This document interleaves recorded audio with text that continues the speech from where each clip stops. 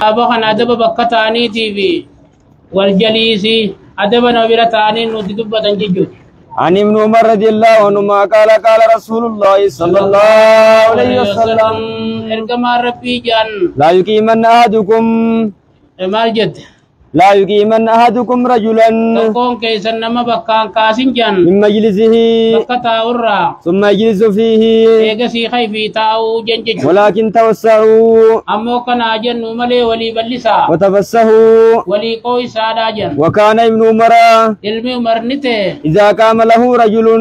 أقول نمني ساجي لفاخي من مجلسه بكتا أورا لم يجلس فيه بكسون كنتين يتيجن متفق عليه وعن ابي هريره رضي الله عنه ان رسول الله صلى الله عليه وسلم ارجما ربي جان اذا قام احدكم تكون كيسن ابوخه من مجلس بكتا اورا ثم رجع اليه يغنا تديبي فهو احق به سمعت يا كاجن رواه مسلم وعن جابر بن سمره رضي الله عنهما قال كنا اذا اتينا النبي صلى الله عليه وسلم دوبني تاني جنكو نبي جدفنو جلس أحدنا بكون كينيا خطاو حيث ينتهي بكما تجي لالا نمرن دي مججو رواه أبو داود والترمذي وقال حديث حسن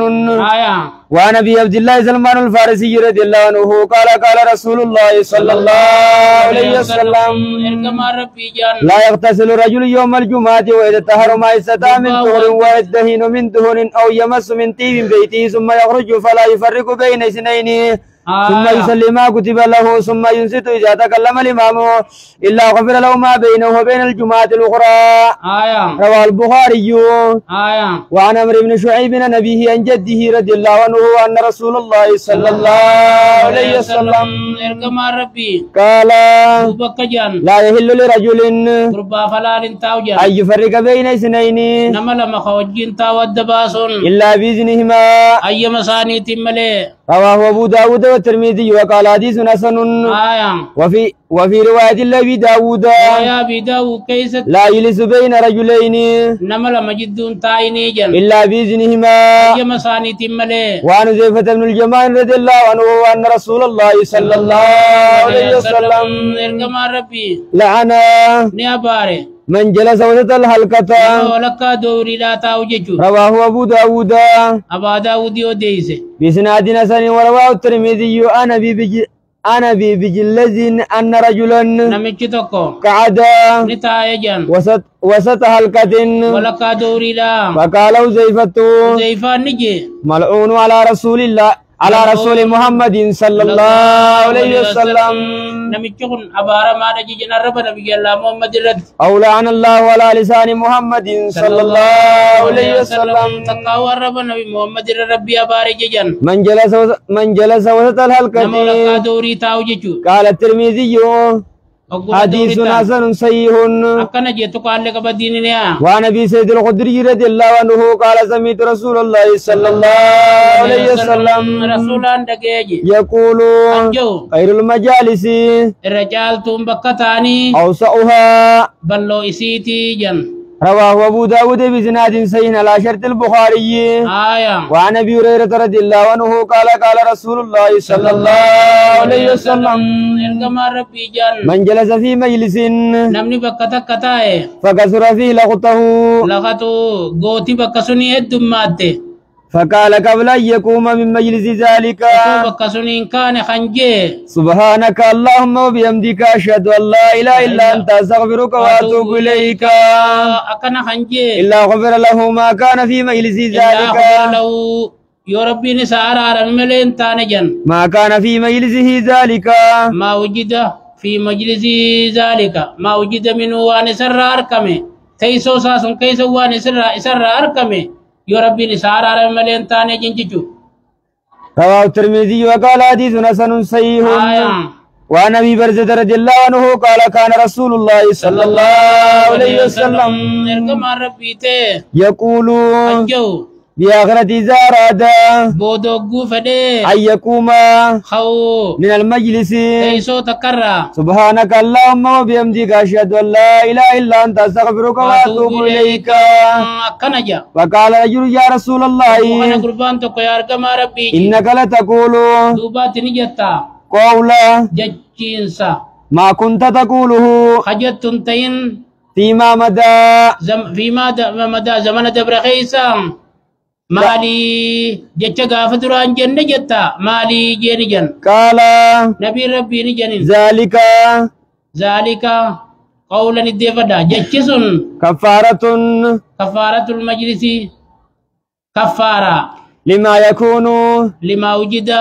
كفارة وان أركميتي جن في المجلس كيسوس كيس كفارة وان نمر أركميتي جنجتو رواه أبو داود ورواه حاكم وأبو عبد الله في المستدرك من رواية عائشة رضي الله عنها وقال صحيح إسنادي أكنجي وعن ابن عمر رضي الله عنهما قال كلما كان رسول الله صلى الله عليه وسلم دوبني تكاتا جواني رسول لته يقوم من مجلس كيسو تكرر خنكو حتى يدعو بهؤلاء الدعوات اللهم اقسم لنا يا ربي نقودي من خشيتك ما تهول به وانسان جارة قوتو بيننا جدو خينيا في وبين معصيتك جدو أنا ترى كته ومن طاعتك عبادات ترى نقودي ما تبلغنا به الجنة سين جنة خينو جيستو ومن اليقين سبيخ رانو قودي ما تهون به وانسان لا ففتو علينا مصائب الدنيا إسيدا مصيبة الدنيا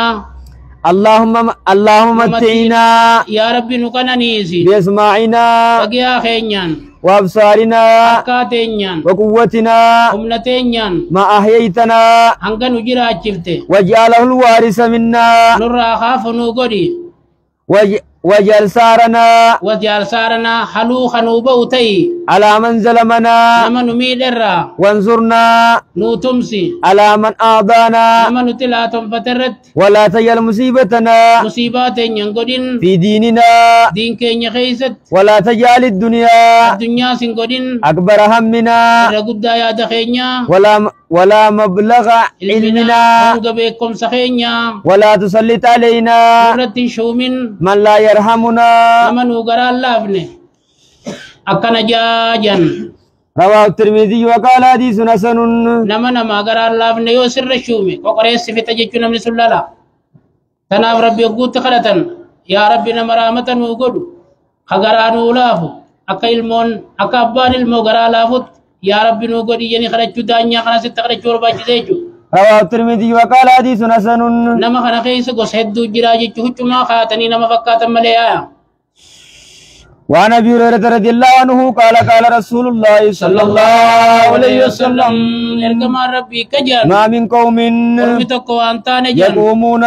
خنكان من مجلس بكتانرا لا يذكرون الله تعالى فيه انت خيست ربي خندبن الا قاموا يخام مليجن مثل جيفة همار وانا كرك حرير راجللا وكان له مسرة اما استيسون سشينا اساني تاتي قيا قياملنا رواه أبو داود بإسناد صحيح مالي بكسم في التينيا لا شينا تاتي جيجويا كاما تيسمان تكلن رواه أبو داود بإسناد صحيح وعنه عن النبي صلى الله عليه وسلم قال ما جلس قوم مجلسا لم يذكر الله تعالى فيه لم يصلوا على نبيهم فيه إلا كان عليهم ترة فإن شاء عذبهم وإن شاء غفر لهم رواه الترمذي وقال حديث حسن وعنه عن رسول الله صلى الله عليه وسلم قال من قعد مقعد لم يذكر الله تعالى فيه كانت عليه من الله ترة ومن اتجه مبتجيا لا يذكر الله تعالى فيه كانت عليه من الله ترة رواه أبو داود وقد سبق قريبا وشرحنا ترة فيه أجت اللي تراسي فسرج باب الرؤيا أجرب الله جيجا برو جبانه يا رب غرن إن شاء الله أمدي خلتي ساخرنو